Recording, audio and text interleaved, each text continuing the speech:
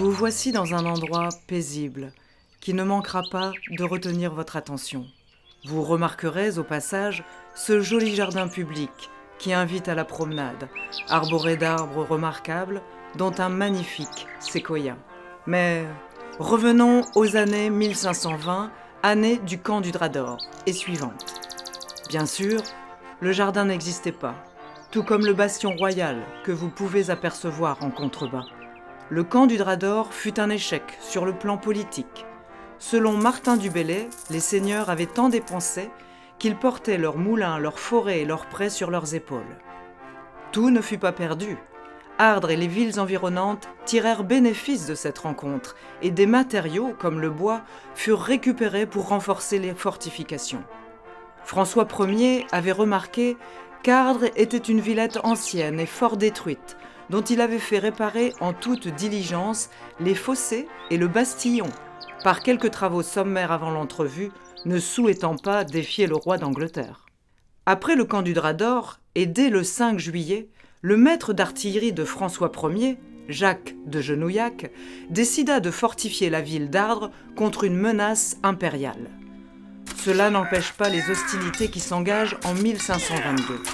Une armée anglaise s'ébranle de Calais, et la première ville qu'elle assiège et incendie, c'est Ardres, insuffisamment défendue.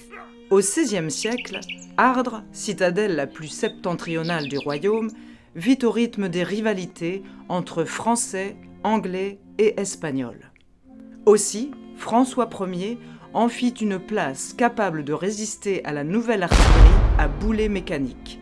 Il faut vous imaginer 6 bastions adossés à l'enceinte médiévale. La date de la construction n'est pas précisément connue.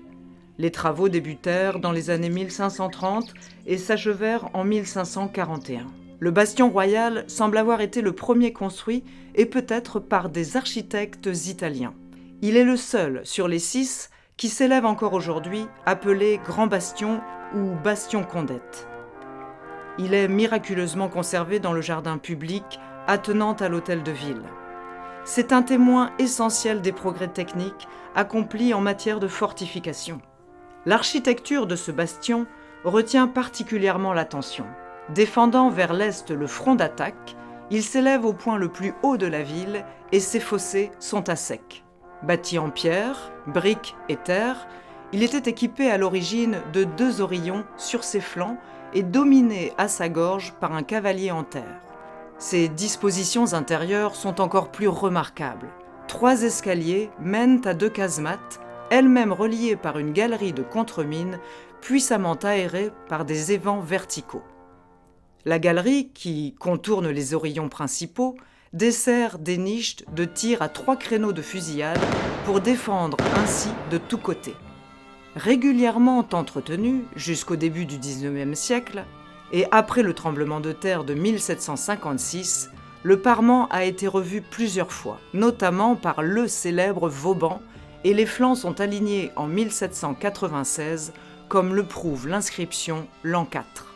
Acquis par un particulier, le bastion royal est le seul à avoir échappé à l'arasement des fortifications dans les années 1850-1862. Dans les années 1940, les Allemands l'aménagèrent en abri de défense passive.